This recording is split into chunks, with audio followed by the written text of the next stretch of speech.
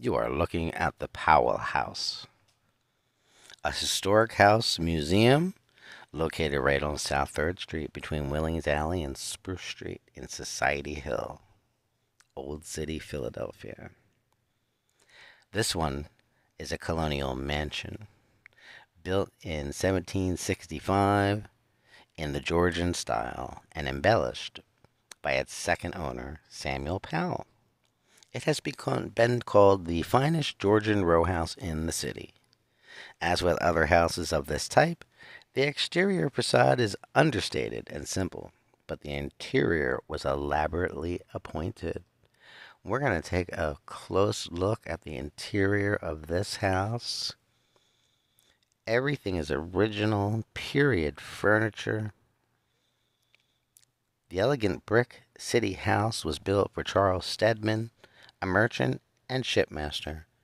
Before he occupied it, Stedman fell into financial trouble, eventually winding up in debtor's prison. The house was purchased in 1769 by Samuel Powell, who would become the last mayor of Philadelphia under British rule, and the city's first mayor following independence. A Quaker who converted to Anglicanism, he supported the American Revolution and was dubbed the Patriot Mayor. We've entered the residence, and the arch, as our guide explains, is a barrier. In colonial days, these barriers existed as a way of letting guests know not to go past that point and physically enter the house unless invited to do so. She suggested there may be drapes at that point in various seasons. Peeking into the room next to it, we can see some fine woodwork.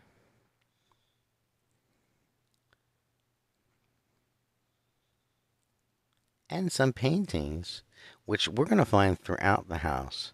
The house is loaded with stories. They say a city has a million stories. Philadelphia's colonial period has a million stories. This house is a fine example of one, if it could talk. Each portrait is of a very famous colonial figure, somebody influential, somebody who would have been connected to the mayor of the city at the time. Wealthy elites, typically English, Scots, Irish, or Welsh. We had Quaker and German merchants as well. Here's our formal dining room, original furniture. Our guide was careful to explain not to touch anything. The windows happen to be boarded up for construction, but offer a fabulous view of the outside garden.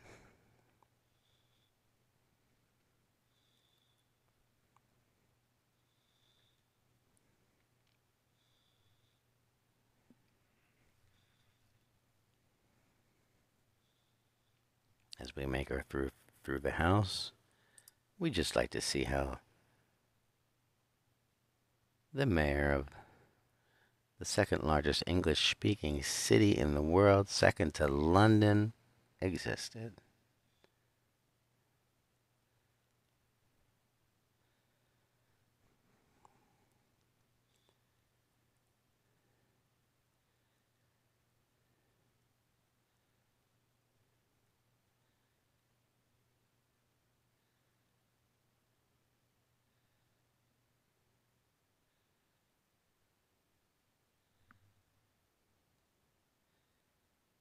I'm a little surprised with the colors that we find in the rooms.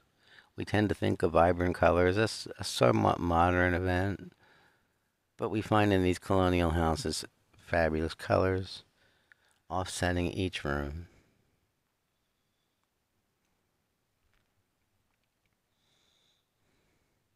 Staircase is original.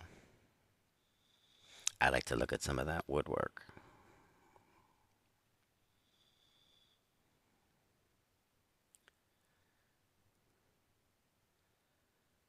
So we're going to go ahead and make our way up the steps.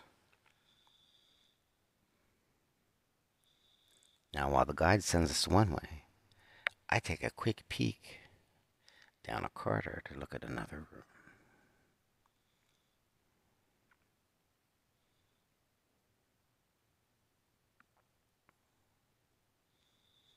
Original banister.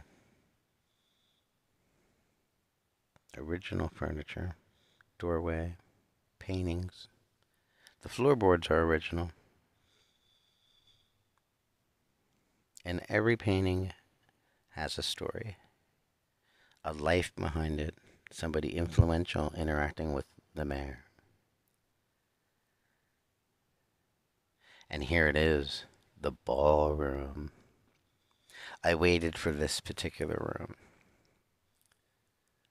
The Powell House shared a party wall with Governor John Penn's house right next door. The governor's house was confiscated during the Revolutionary War, and George and Martha Washington occupied it for several months following the October 1781 victory at Yorktown.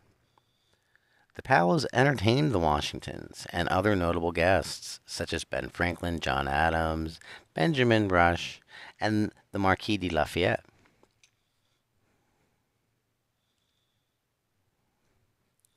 In this room, George Washington celebrated his anniversary with Martha. One can imagine the party, the dancing. This is known as the room George Washington danced in.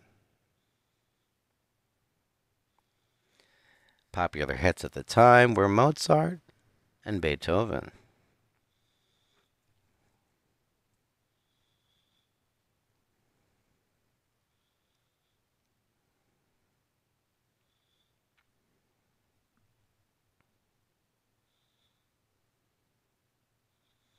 Our tour guide is giving us very detailed stories about interactions between so many of our citizens. I wanted to save that. I want to invite you to come to Philadelphia, visit this mansion, take the tour for yourself, hear the stories. The library, extensive, at a time when libraries were not free. Benjamin Franklin started the first free library, and Philadelphia's library today is known as the Free Library of Philadelphia in his honor. At this point, libraries were personal collections traded among the elite. Looking at some of the finer details of the woodwork, the furniture, the fireplace.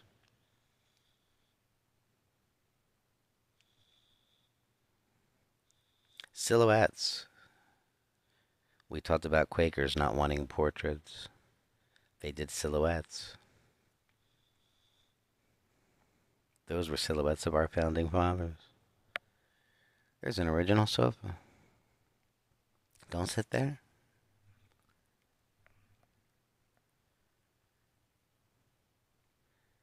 So there was some controversy about whether the mayor was truly the Patriot mayor. However, we do have a document that was signed after the revolution where he swears loyalty to the new government.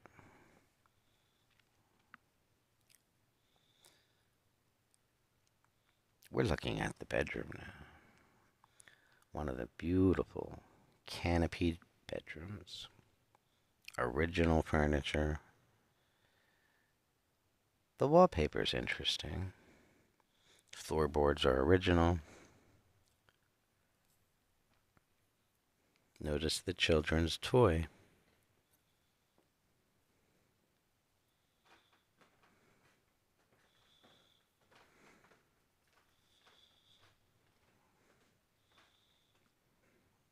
And a view of the outside garden.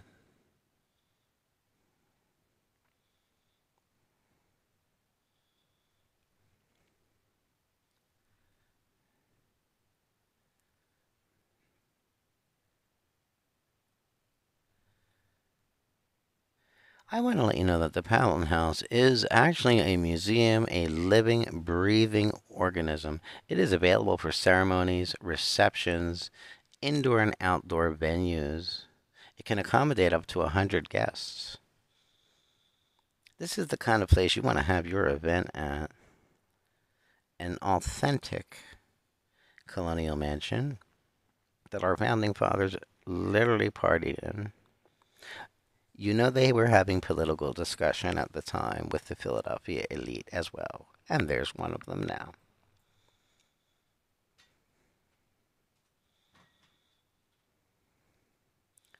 We're going to go ahead now and ask a few questions about Samuel Powell from our tour guide. We'll head down the steps.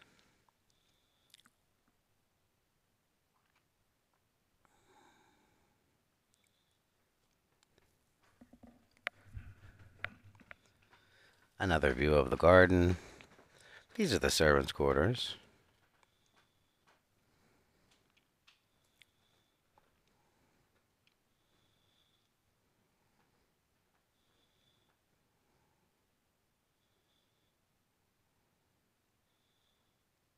An insane number of locks on the door.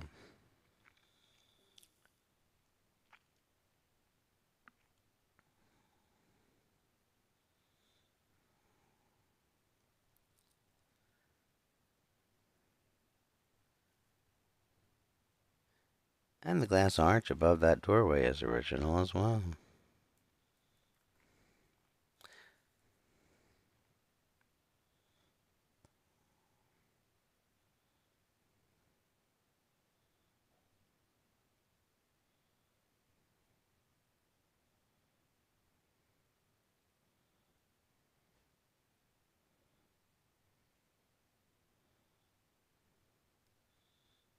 And up the steps we go. Let's talk to our guide. She's wrapping it up right now, giving us a few last antidotes.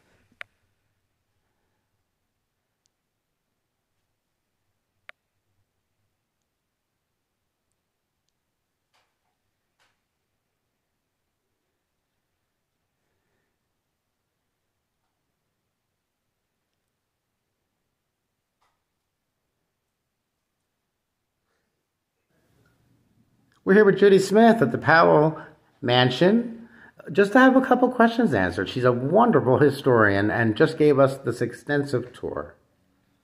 Judy, we wanted to know if Mr. Powell, being a mayor during the colonial era, owned slaves.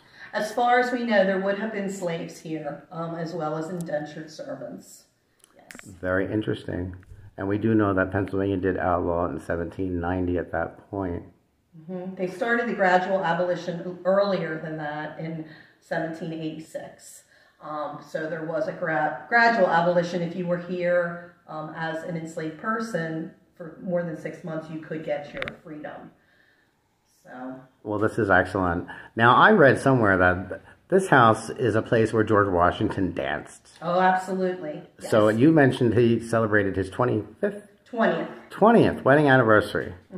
So clearly there was dancing and drinking. Yes. I'm assuming there was a lot of political discussion as well. Very, very possible. It was 1779, so we're in the height of the Revolutionary War. So he was here in January for his 20th wedding anniversary. Well, this is excellent. I want to thank you for spending some time and giving us the tour of this wonderful house. Thank you. We appreciate you.